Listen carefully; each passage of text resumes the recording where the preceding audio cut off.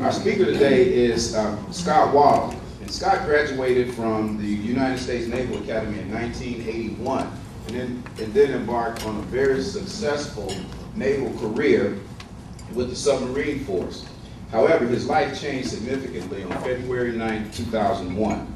There, Commander Waddle gave the order for an emergency surfacing maneuver that inadvertently caused a collision of his 9,000-ton submarine and a fishing boat that actually resulted in 9 people being killed.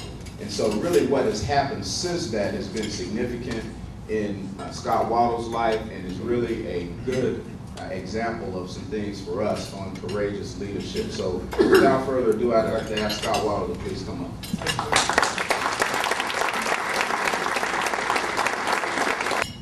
I'd like to start the program by saying that the fact that I'm standing here talking about this story is not something that I'm particularly proud of. It's a professional and a personal embarrassment to me. And as a professional and as a warrior, a graduate of the Naval Academy, a 20-year submarine veteran, our crew, the team that I led, in essence, broke a code or a trust, if you will, with a group of civilians that ultimately perished. 9 people died on February 9th of 2001 when the submarine I commanded, the USS Greenville, collided with a Japanese fisheries training ship called the Hime Maru. I'll tell you the story about that collision. It was an accident. This wasn't an act of war. These were innocent civilians that perished. And for that, I'm deeply remorseful, and I live with that burden each and every day. There's not a day that passes that I don't reflect upon that. But the purpose of today's program is to share with you, leaders not only within your industry, within your community, the school, opportunities that you have to influence the lives of others, is to share with them the story, and I believe the message that in life you can have setbacks and disappointments, but those disappointments don't necessarily have to define who you are as an individual. What does define you are the actions that you take as a leader. It's easy to stand in the presence of a group and celebrate successes, to celebrate the team's success, the achievements of the organization. But what happens when things go poorly? When I visited one company a few months ago, I asked the senior VP of HR, I said, how many people work here? And he looked at me and candidly said, about 40%. You know what I'm talking about? Some people just come in and punch the card, and they're not really there as productive laborers. And a lot of it has to do with the environment that is fostered within the organization. Be accessible, be visible. Don't just be a name in a Rolodex on a PDA or whatever, a photograph on a wall. If you get out and you walk your organization and people see you, and you're leading by being present amongst those that you work with, it's amazing the kind of response you get back from your team. John Paul Jones, an old Navy guy from years ago, had a saying, praise in public, reprove in private. Remember that. People like to be praised often for what they do. Now, not everyone likes to celebrate successes. Why? Because there are people that believe, I come to work, I have a job to do, tell me when I'm not doing my job, otherwise leave me alone. It's important to know them. It's important to know those other individuals that need the positive strokes, the pats on the back, the reassurance, the encouragement. Improve the quality of life where you can, and the last thing is you have to be accountable for your actions. You see, as leaders, you can't delegate this, you can't give it away. You're here this morning, but back at the office, if something goes poorly, you still own it. The team fails and they make mistakes when you're on vacation, if you're on travel, you still own it. It doesn't matter how you try to spin it, you can try to give it away, but you really can't, because in the end, the buck stops with you. On that day, 10 miles off the coast, with vessels about 9 nautical miles hovering close to Honolulu and to Diamond Head, I didn't know that there was a third vessel, the Hime Maru, that was bearing down on our position. It would ultimately collide with it, sink the vessel, and kill 9 individuals. This video is going to summarize what happened on that fateful day. 12:31 p.m. The sonar operators aboard the Greenville monitor and track its surface contact. It's assigned the number S13. The Greenville and contact S13 are operating in an area about 9 miles south of the Hawaiian island of Oahu. 1:31 p.m. Aboard the Greenville, the day trip for the civilian guests is coming to an end. But Commander Scott Waddle has one last exercise he wants to demonstrate to his guests. Main ballast tank blow is a maneuver that a submarine performs in the event of an emergency, say a flooding condition or a condition that requires it to rapidly ascend to the surface. One thing about the emergency main ballast tank blow is once the procedure is initiated, the submarine is going in one direction, and that's up. 1:37 p.m. Before this maneuver can be carried out, the Greenville comes to periscope depth to check for any conflicting surface traffic. But I took the periscope, not expecting and not anticipating that there was a close contact such as the Himimaru. And when I looked down the lines of bearing to where contacts were based upon fire control system, I saw nothing. Did a low power sweep and didn't detect the vessel. Sonar believes contact S-13 is miles away at a range of 16,000 yards. In fact, it's much closer, actually only 3,000 yards away, and closing at a speed of 11 knots. Commander Waddle invites a few civilian guests to participate with the emergency main ballast blow, but only under close supervision of the crew. 1:42 p.m. The Greenville is 400 feet below the surface. When I was confident that there were no ships in close proximity to our vessel that would be a hazard, we ordered the initiation of the emergency blow. The 6,900-ton submarine is heading towards the surface at a speed of 14 knots and at a 15-degree angle. The crew and students aboard the Himimaru are going about their normal business.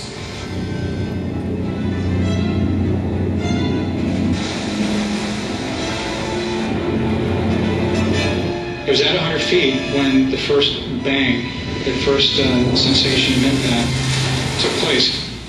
It felt as if the stern of the ship was being lifted up above the sea.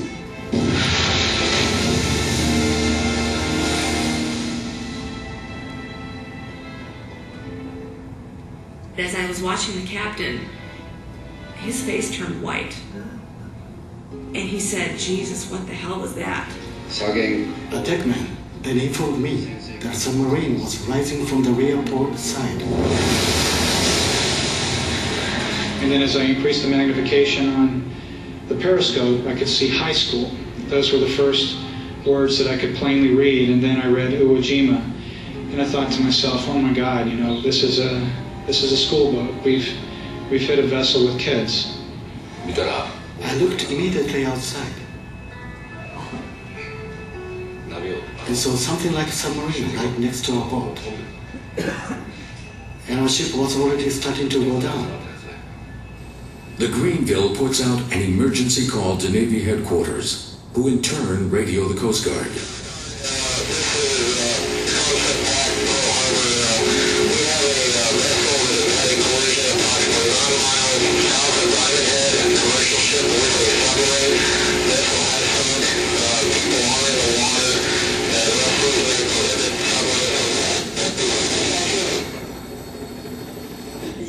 Somebody was shouting, "Go up, go up." So I did. The rest, I don't remember. That's all. Then I saw the boat sinking. It was almost in a vertical position. It was probably 2 to 3 minutes as our submarine was racing and trying to get to that position when the Himimaru's stern went beneath the surface, and more rapidly the bow, as I would say the forward third of the vessel, pointed up. And then within seconds disappeared.